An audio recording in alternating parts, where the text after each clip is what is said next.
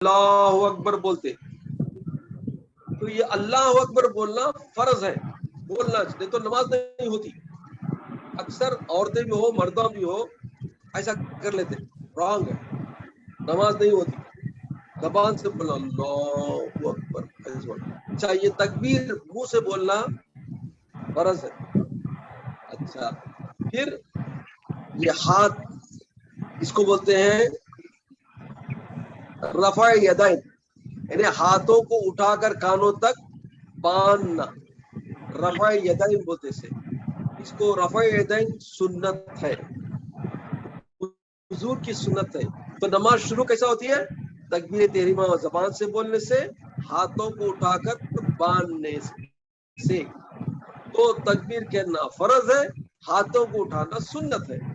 وہاں سے نماز شروع ہوتی ہے. تو حضرت ابو حنیفہ نے فرمایا نماز شروع ہوتی ہے فرض سے اور سنت سے، دونوں سے. اچھا اور ایک سوال، کیا اب کوئی ہانڈی رکھا ہوا ہے، کوئی ہانڈی رکھا ہوا ہے، ہانڈی میں گوشت کا سالن ہے، گوشت کا سالن پک رہا ہے. اتنے عرصے میں کیا ہوا، ایک پرندہ اڑتا ہوا آیا، اس میں گر گیا. ایک پرندہ آیا وہ ہانڈی میں گر گیا. اب سائل نے سوال کیا کیا یہ کھانا جائز ہے، کھانا حلال ہے؟ تو امام یوسف نے فرمایا ہاں حلال ہے، کھا سکتے بولے. تو سائل نے کہا غلط ہے. پھر بولے حضرت یوسف بولے نہیں نہیں کھا سکتے بولے. حضرت یوسف کے سوال کے جواب میں پھر بولا، سائل نے بولا غلط ہے غلط ہے. حضرت امام ابو حنیفہ فرماتے ہیں کہ اس کے دو کنڈیشنز ہیں. کیا؟ نمبر 1 کنڈیشن، اگر سالن شوربے کے ساتھ پک گیا ہے، ہانڈی پکی ہوئی ہے، اس کے بعد پرندہ گرا ہے، تو اس کی بوٹیوں کو، یعنی جو گوشت پک گیا اس کی بوٹیوں کو نکال کر 3 بار پانی سے دھو کر کھا سکتے ہیں، حلال ہے. لیکن تمام شوربہ تمام سالن پھینک دینا وہ حرام. یہ کنڈیشن. دوسرا کنڈیشن کیا، اگر ابھی سالن پورا پکا نہیں ہے، ابھی ہانڈی میں سالن پورا پکا نہیں ہے، اس کے اندر یہ پرندہ گر گیا ہے، تو پورا ہانڈی کا چیز پورا پھینک دینا ہے، حرام ہے. یہ سن کر اب امام یوسف بڑے تعجب کرے، کیا پیارا حضرت کا انٹرپریٹیشن ہے، دیکھو کتنا پیارا ہے.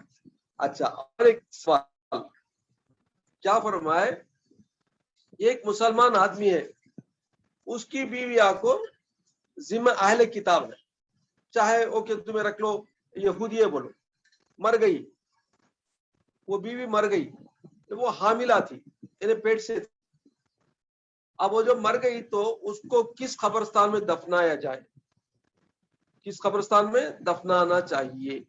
سائل نے سوال کیا. تو امام یوسف فرمائے اس عورت کو مسلمانوں کے قبرستان میں دفن کرنا چاہیے، کیونکہ مرد مسلمان ہے. تو سائل نے جواب دیا نہیں. امام ابو حنیفہ فرماتے ہیں اس عورت کو یہودیوں کے قبرستان میں دفن کرنا چاہیے، کیونکہ اس نے ابھی مسلمان ہونے کا دعویٰ نہیں کیا. اچھا دوسرا کیا، جب اس کو دفن کریں گے نا، اس کا چہرہ قبلے سے پھیر دینا کہتے. کیوں؟ کیونکہ ماں کے پیٹ میں جب بچہ ہوتا ہے نا، اس کا چہرہ ماں کے پیٹ کی طرف ہوتا کہتے. یاد رکھو جب ہم مردے کو دفناتے ہیں نا قبر میں، تو اس کو الٹا ایسا اس کو کروٹ دے کر اس کے چہرے کو قبلے کی طرف کرتے. یہ مسلمانہ کرتے، سمجھے؟ کئی کو تو چہرہ قبلے کی طرف ہونا، یہ آپ کو ہمارا کسٹم، ہمارے حضور کی سنت ہے، اس کی طرف کرتے ہم. اچھا اب اس کو اس معاملے میں حضرت ابو حنیفہ فرماتے ہیں اس عورت کو پیٹ قبلے کی طرف کر کے رکھنا ہے. کیوں؟ کیونکہ اس کے پیٹ میں جو بچہ ہے نا وہ مسلمان مرد ہے، مسلمان مرد کا تو اس وجہ سے بچہ مسلمان ہے تو مسلمان کا چہرہ قبلے کی طرف ہونا ہے، اور چونکہ ماں کے پیٹ میں بچہ جب ہوتا ہے تو اس کا چہرہ پیٹھ کی طرف ہوتا ہے. This is a very good information for ladies. ہم سمجھتے کیا ہے، بچہ ہماری طرف پیٹ کی طرف ہے. نہیں نہیں نہیں، بچے کی چہرہ بیرے کا چہرہ پیٹھ کی طرف ہوتا ہے. تم سائنٹیفک طریقے سے جا کے دیکھو ویسا ہی ہوگا. خیر، تو ماں کا پیٹھ کی طرف چہرہ ہوگا، بچے جو اس کی عورت کی دفن کرتے وقت اس کا پیٹھ قبلے کی طرف ہو تاکہ بچے کی صورت قبلے کی طرف ہو، کیونکہ وہ پیٹ سے تھی، حاملہ تھی. یہ چاروں سوالوں کے جواب سن کر امام ابو یوسف پشیمان ہو گئے، پریشان ہو گئے، اور دوڑ کر جا کر امام ابو حنیفہ سے مل گئے اور ان سے معافی مانگی اور کہا کہ یار میرے استاد مجھے معاف کر دو، میں آپ کی اجازت کے بغیر اپنے واز کرنے کا کام کیا. تو اس طرح سے استاد کی اجازت اور استاد کی مرضی سے اور استاد کے کہنے سے، انسٹرکشن سے تم کام کرو گے تو تم کامیاب ہو جاؤ گے، ورنہ تمہیں مکمل علم بھی نہیں ملے گا، مکمل تمہارے کو کامیابی نہیں ملے گی. اس سے فائدہ کرو. اسی طرح بہت سارا واقعات ہیں. یہ کشتی کا واقعات بھی سنتے چلو. اس میں ایک بار کیا ہوا کہ ایک کشتی کا بہت بڑا پہلوان تھا، وہ اپنے شاگرد کو بہت چاہتا تھا، پورے گر سکھا دیے. اس کو 360 گر معلوم تھے. ارے کشتی میں کیا کرتے ہیں، وہ پلٹا دیتے نا، تو اس کو کہتے ہیں کشتی. تو اس نے پورے گر سکھا دیے. وہ بیچارہ جو شاگرد تھا وہ سمجھ گیا کہ استاد جو پورا سکھا دیے، چلا گیا. جا کے جب سیپریٹ ہوا تو وہ خود فیمس ہونے لگا، کیا خود سب کو جیتنے لگا، سارے اس میں فیمس ہو گیا، اور کوئی اس کے مقابلے میں کھڑنے سے انکار کرتا تھا، اور سارے شہر میں اس کا نام ہو گیا کہ اس آدمی کے ساتھ کوئی نہیں جیت سکتا. تو انہیں مغرور آگی میں ایسا بھی بول دیا کہ آج میرا استاد آیا تو میرے سے جیت نہیں سکتا بول دیا. تب بادشاہ کو ذرا ڈاؤٹ آیا، کیسا رہی نہیں استاد کی سکلے کو استاد کچھ بولتا نا ایسا. اچھا جاؤ استاد کو بلا لاؤ. بولے استاد کو پوچھے، استاد نے تیرا شاگرد ایسا بولتا تجھے بھی مار دیں گا. کہتے انہیں کیا بولتا تو؟ نہیں چلو ہمارے دونوں کو کمپٹیشن رکھو دیکھتے ہیں. آخر استاد اور شاگرد کا کشتی کا معاملہ آیا. ساری پبلک جمع ہو گئی، دیکھتی رہ گئی. تو کیا دیکھتی ہے کہ پہلے ہی وار میں استاد نے شاگرد کو پچھاڑ دیا. استاد کو شاگرد کو پچھاڑ دیا. تو ساری پبلک خوش ہو گئی، واہ استاد ہی رہا بول کے. بادشاہ بھی خوش ہو گیا، اور اس مغرور کا سر نیچا ہوا دیکھ کر خوش ہو گیا. بعد میں سپریٹلی کیا کرا، استاد کے پوچھا، ارے استاد وہ شاگرد بولتا تھا کہ تو سب کچھ سکھا دیا، اس کو پوری چیزیں سکھا دیا. تو استاد بولا کہتے بادشاہ جہاں بنا، مجھے معلوم تھا کہ شاگرد ہمیشہ بعد میں جا کے کچھ نہ کچھ بدل جائے گا، اس واسطے سب کچھ سکھایا، لیکن ایک وار اس کا میں چھپا کے رکھ لیا. مجھے ڈاؤٹ تھا کہ اگر موقع پڑے تو اگر شاگرد میرے خلاف گیا تو میں یہ وار اس پر کروں گا. آج وہ کام آیا. بولے اس کے کیا بولتے ہیں، استاد کمپلیٹ اپنا پورا نہیں دیتے، تھوڑی چیزیں رکھ لیتے اپنے وہاں سے سیفٹی، کہ کہیں جا کر وہ چیلنج نہ کرتے بعد میں جا کے. تو یہ زمانے کا ایک فیمس واقعہ تھا جس کو میں تم کو سنایا. تو اس تمام واقعات سے ہم کو پتا چلتا کہ دو چیزوں کی بڑی ضرورت ہے. ایک یہ ہے کہ اپنے شیخ کامل کی، اپنے استاد کی، اپنے ٹیچر کی، روحانی ٹیچر کی عزت کرنا، اور ان کی بات پر یقین رکھنا، اور ان کے بتاوے انسٹرکشن کو فالو کرنا چاہیے. This is very important for anybody. اچھا اللہ آگے اسٹارٹ فرماتا ہے کہ جو ان سے بے وفا کریں گے ان کا وبال، ان کا نقصان ان کو پہنچے گا. اور ومن اوفا بما عہد علیہ اللہ فسیؤتی اجرا عظیما، اور جو اس عہد کو جو بیعت لیے اور جو عہد لیے اپنے نبی سے، اپنے میرے حبیب سے، اگر اس کو پورا کریں گے تو ضرور وہ کامیاب ہوں گے. اس سے پتا چلا کہ جو بھی حضور پاک صلی اللہ علیہ وسلم کے صحابہ کرام حضور پر عہد لیے، حضور کے ہاتھ پر عہد لیے، وہ پورے گھٹ اپنے مصمم ارادے سے رہے اور آخر تک حضور کا ساتھ نہیں چھوڑے، تو اللہ نے ان کو کتنی بڑی کامیابی دی. قیامت تک آپ لوگوں کا نام روشن کر دیا. صحابہ کرام کو ہمیشہ یاد کرتے رہے کہ قیامت تک. اس کے بعد ان کے درجات تو بلند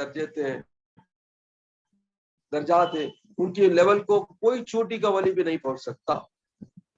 تو یہ ہے برکات عہد کو پورا کرنے میں۔ تو اللہ تعالیٰ قیامت میں جو عہد کو پورا کریں گے ان کے لیے مغفرت اور جنت کے درجات عطا فرمائے گا۔ اس میں دو چیزوں کی ضرورت یہ ہے کہ یہ ہے کہ اپنے اوپر اللہ اور اللہ کے رسول کی بات کو فوقیت کرنا چاہیے، دنیا اور دنیا کی چیزوں کو فوقیت نہیں دینا چاہیے، پریفر نہیں کرنا چاہیے۔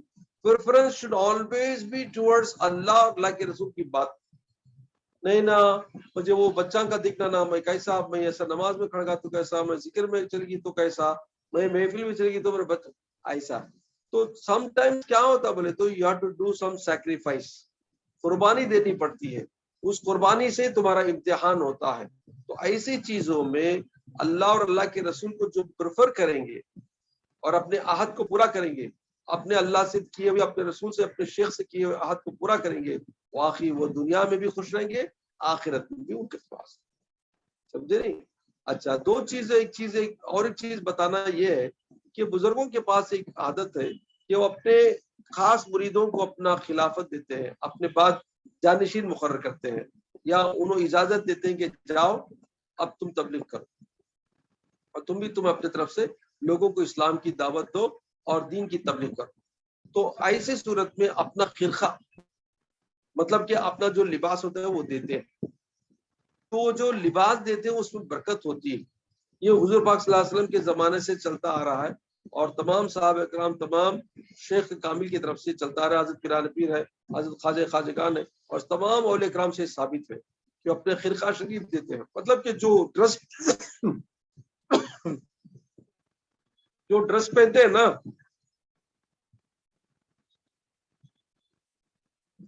اپنے جانشین کو دیتے ہیں، پہناتے ہیں۔ اس سے کیا ہوتا ہے بولے تو ان کی روحانی جو کیفیت ہوتی ہے، ان کا جو روحانی علم ہوتا ہے، یا ان کے روحانی جو درجات ہوتے ہیں، اس کو ٹرانسفر کرتے ہیں۔ یہ روحانی ٹرانسفر ہوتا ہے۔ اس سے کیا ہوتا ہے، ان سے برکات شروع ہو جاتے ہیں اور ان کی چین وہاں سے شروع ہو جاتی ہے۔ اس وجہ سے یہ خرقہ جو پوش یا اس کی جو بات ہے طریقت میں، وہ یہی ہے کہ اس سے بزرگان دین کا، ان کا علم، ان کا فیض ٹرانسفر ہوتا ہے، ان کو منتقل ہو جاتا ہے۔ دو چیزوں کی وہ ضرورت ہے، ایک ہے ظاہر لباس جو سنت اور شریعت کے مطابق ہونا چاہیے، اپنے شرمگاہ کی حفاظت ہو، اپنے باطن کی۔ دوسرا لباس ہے باطن کا۔ باطن لباس کیسے؟ اپنے اخلاق حسنہ، اپنے اخلاق پاک کرنا، اپنے عادات، برے عادات کو نکال دینا، اور برے چیزوں کو اپنے دل اور دماغ سے دور کر دینا۔ یہ باطن کا لباس بہت بڑا امپورٹنٹ ہے، اور اسی کی تربیت میں سارے اولیاء کرام، تمام بڑے بڑے بزرگان دین اپنی ساری زندگی گزارتی۔ تو ہمارا بھی رول یہی ہونا چاہیے، جتنا ہو سکے ہم باطن کی اصلاح میں رہنا۔ ظاہری تم کچھ بھی کر لو، لیکن باطن کی پاکی امپورٹنٹ ہے۔ جو باطن کو پاک کرنے لگ گیا، اس کی عبادت میں مزہ آئے گا، اس کی ریاضت میں مزہ آئے گا، اور اس کی دعا قبول ہوتی جائے گی۔ اللہ کے پاس جو مانگے گی یا مانگے گا، اللہ اس کو قبول کرے گا۔ تو باطن کو صحیح کر لو، باطن کی تربیت کرو، باطن پر نگاہ رکھو، اللہ تعالیٰ ہم کو اسی پر انعام دیتا ہے، اور اسی کی برکت سے ہماری عبادت کو اللہ قبول فرماتا ہے۔ سمجھے نہیں؟ آج کی قرآن کی محفل یہاں پر ختم کرتا ہوں۔ وآخر الدعوانا الحمدللہ رب العالمین۔